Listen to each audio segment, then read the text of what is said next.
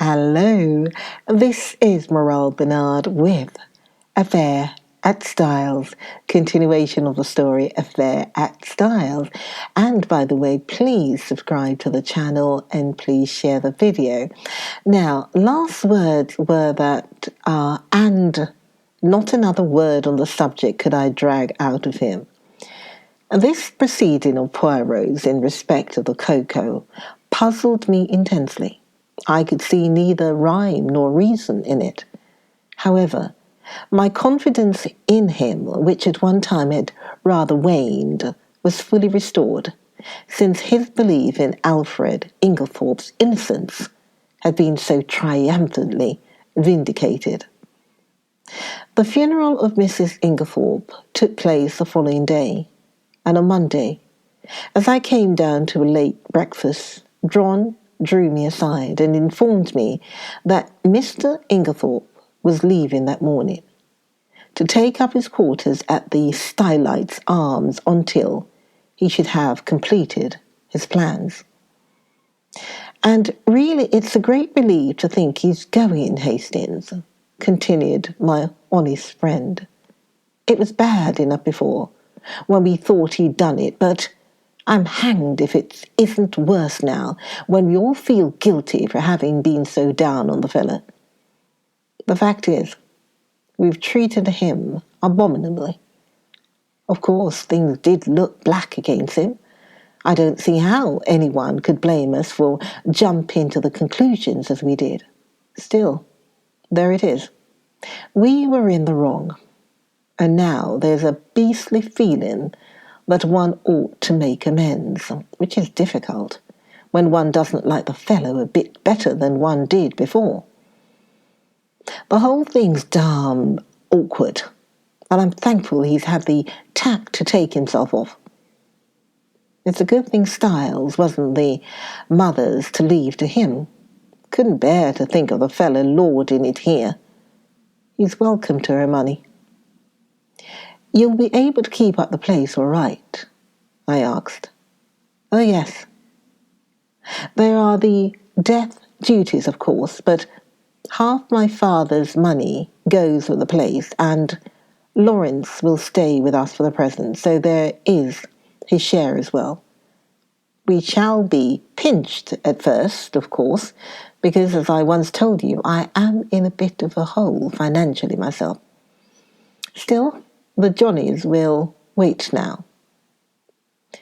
In the general relief at Inglethorpe's approaching departure, we had the most genial breakfast we had experienced since the tragedy. Cynthia, whose young spirits were naturally buoyant, was looking quite her pretty self again, and we all, with the exception of Lawrence, who seemed unalterably gloomy and nervous, were quite cheerful at the opening of a new and hopeful future.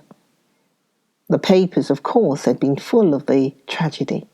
Glaring headlines, sandwiched between biographies of every member of the household, subtle innuendos, the usual familiar tag about the police having a clue. Nothing was spared us. It was a slack time. The war was momentarily inactive, and the newspapers seized with avidity on this crime in fashionable life. The mysterious affair at Styles was the topic of the moment.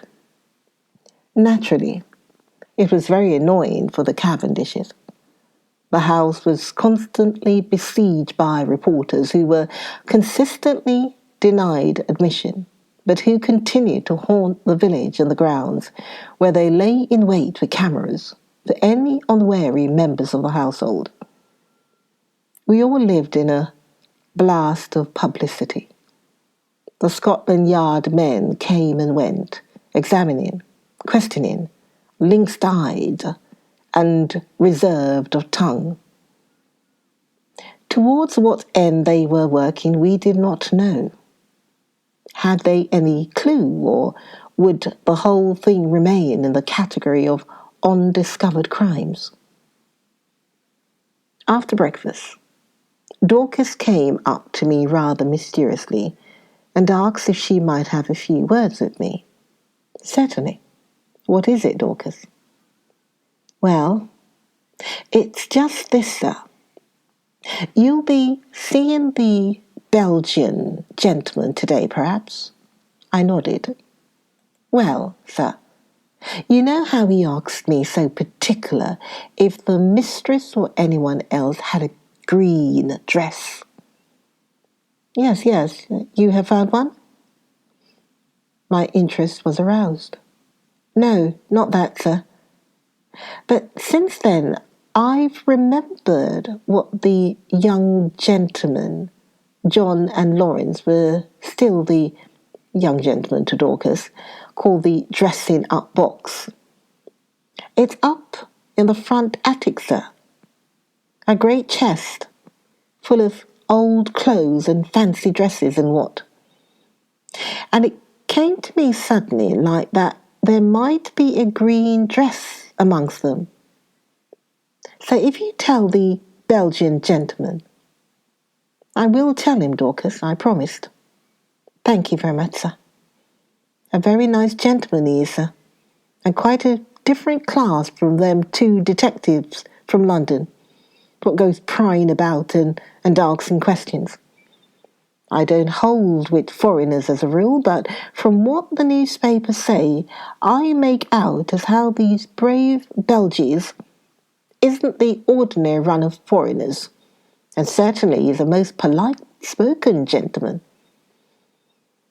Dear old Dorcas, as she stood there with her honest face upturned to mine, I thought what a fine specimen she was of the old-fashioned servant that is so fast dying out. I thought I might as well go down to the village at once and look up Poirot. But I met him halfway, coming up to the house, and at once gave him Dorcas's message. Ah, the brave Dorcas. We will look at the chest, but no matter, we will examine it all the same. We entered the house by one of the windows. There was no one in the hall, and we went straight up to the attic. Sure enough, there was a chest, a fine old piece, all studded with brass nails and full of overflowing with every imaginable type of garment. Poirot bundled everything out on the floor with scant ceremony.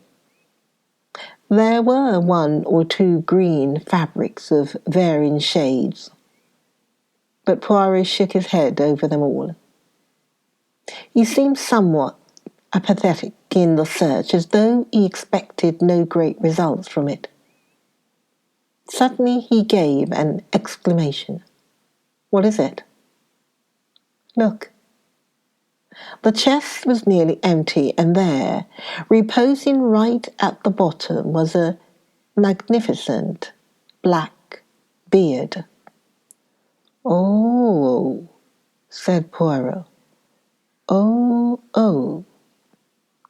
He turned it over in his hands, examined it closely. New, he remarked.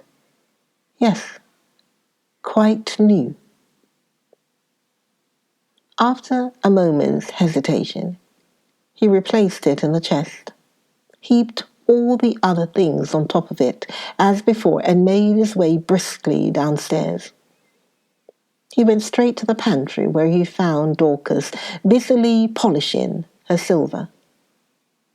Poirot wished her good morning with Gallic politeness and went on. We had been looking through that chest, Dorcas.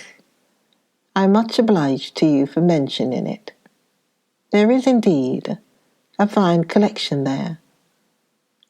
Are they often used, may I ask? Well, sir, not very often nowadays, though from time to time we do have what the young gentlemen call a dress-up night. And very funny it is sometimes, sir. Mr. Lawrence, he's wonderful. Most comic.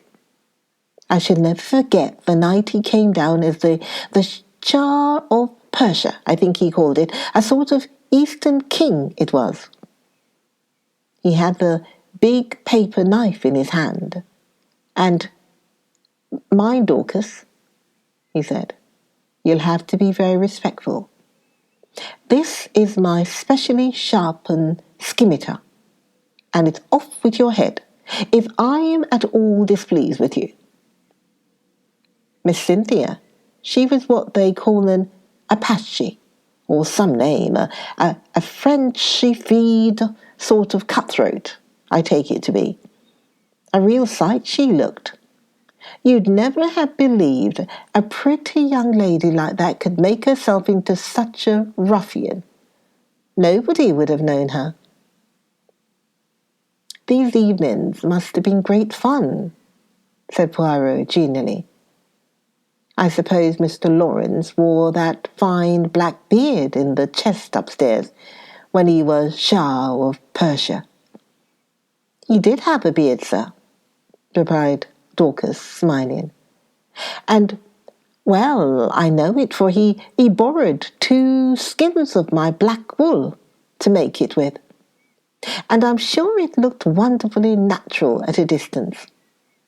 I didn't know as there was a beard up there at all. It must have been got quite lately, I think. There was a red wig, I know, but nothing else in the way of hair. Burned corks they use mostly, though it's messy getting it off again. Miss Cynthia was a Negro once, and oh, the trouble she had. Sir Dorcas knows nothing about that black beard, said Poirot thoughtfully, as we walked out into the hall again. Do you think it is the one? I whispered eagerly. Poirot nodded. I do. You notice it had been trimmed? No. Yes. It was cut exactly the shape of Mr. Inglethorpe's, and I found 1 or 2 snipped hairs. Hastings, this affair is very deep. Who put it in the chest, I wonder? Someone with a good deal of intelligence, remarked Poirot dryly.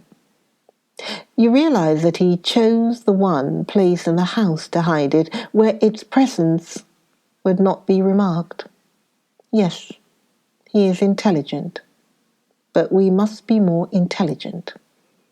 We must be so intelligent that he does not suspect us of being intelligent at all.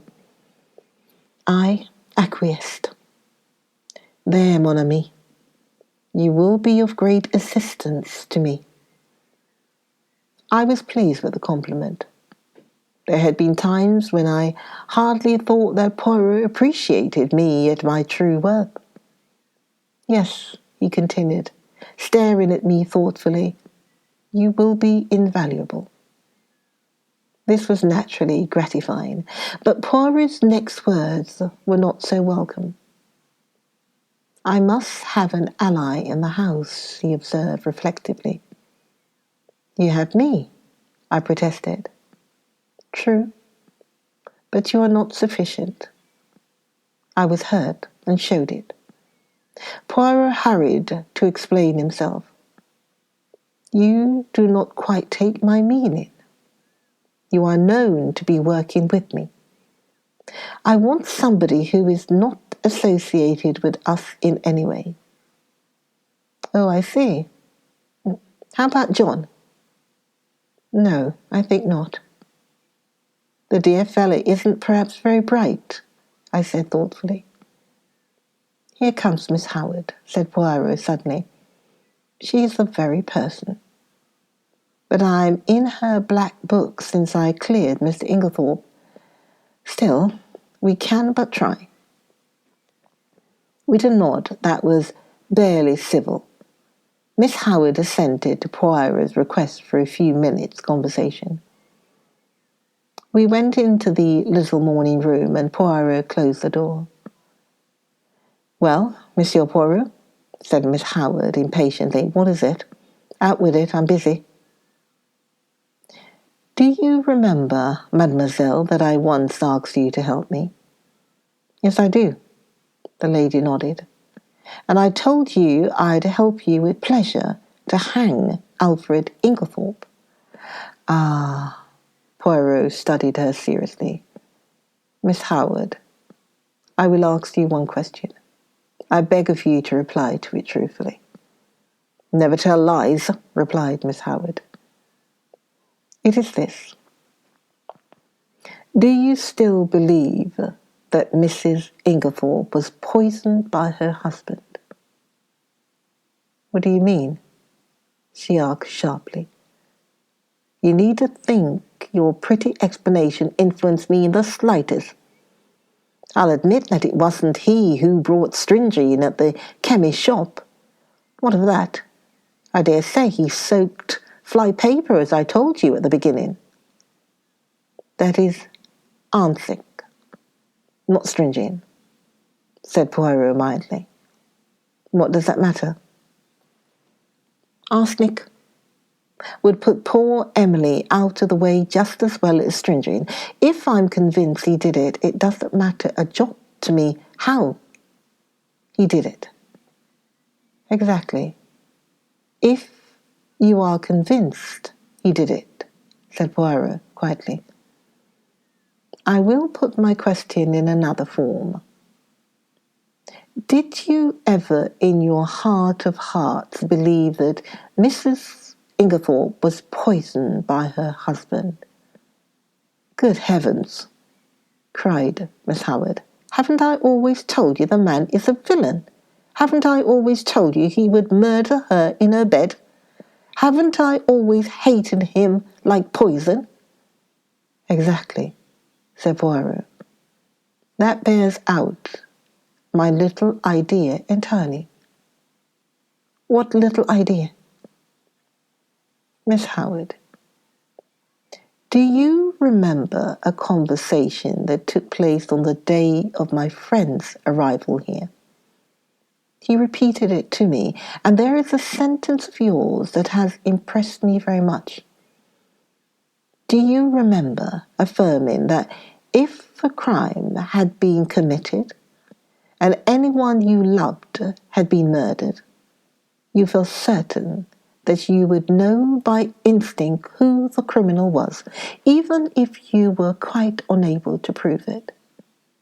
Yes, I remember saying that. I believe it too. I suppose you think it nonsense. Not at all. And yet you will pay no attention to my instinct against Alfred Inglethorpe.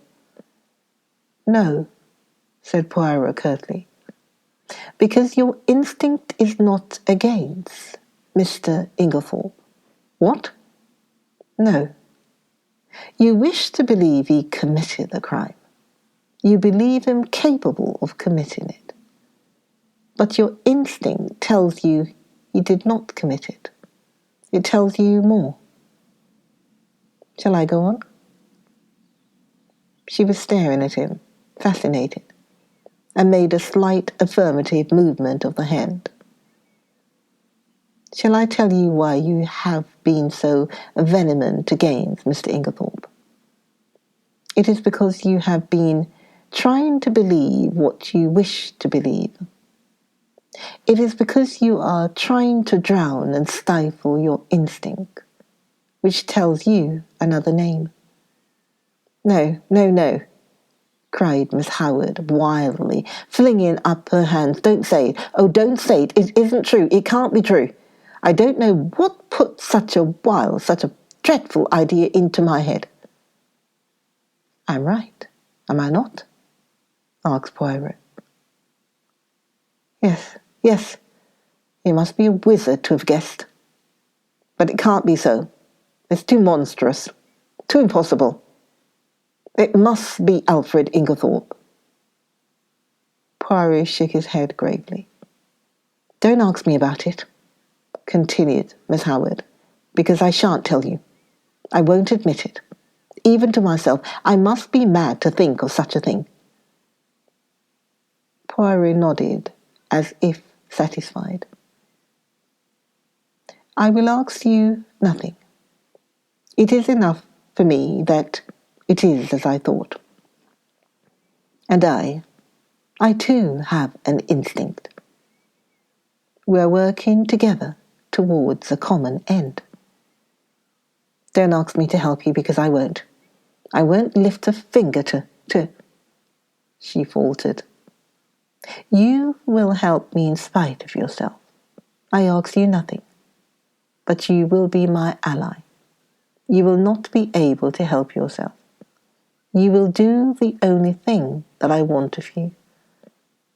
And that is, you will watch.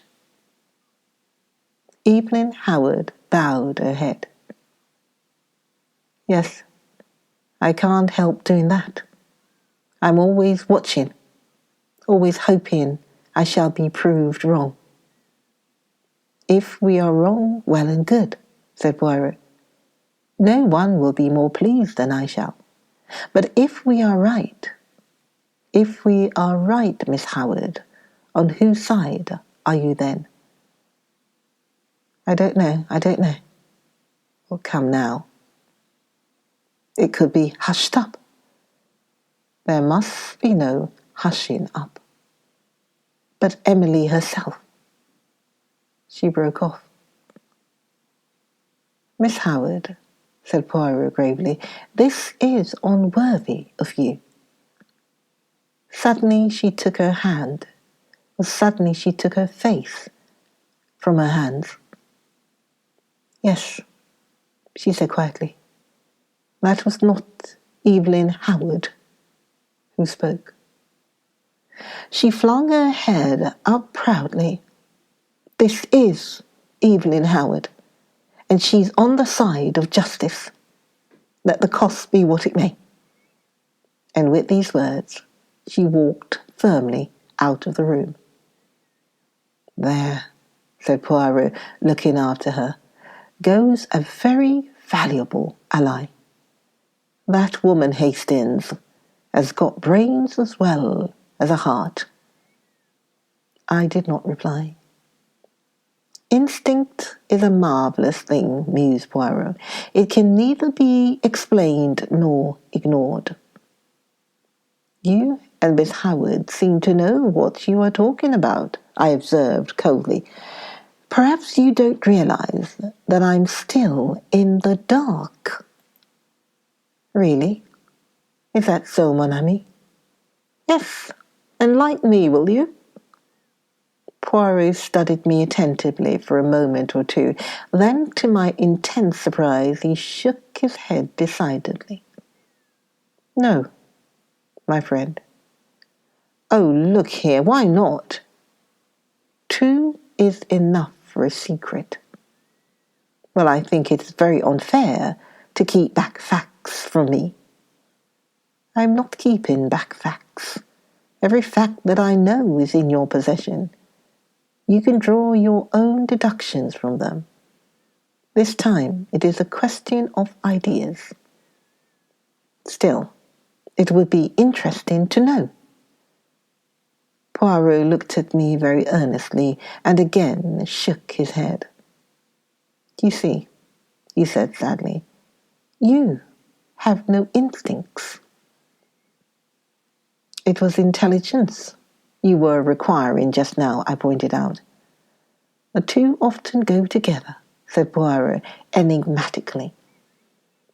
The remark seemed so utterly irrelevant that I did not even take the trouble to answer it. But I decided that if I made any interesting and important discoveries, as no doubt I should, I would keep them to myself and surprise Poirot with the ultimate result. There are times when it is one's duty to assert oneself. Join me. Join me for the next video of Affair at Styles. Join me for the next video of Affair at Styles. Look forward to seeing you then. Next video. Okay, bye for now. Bye.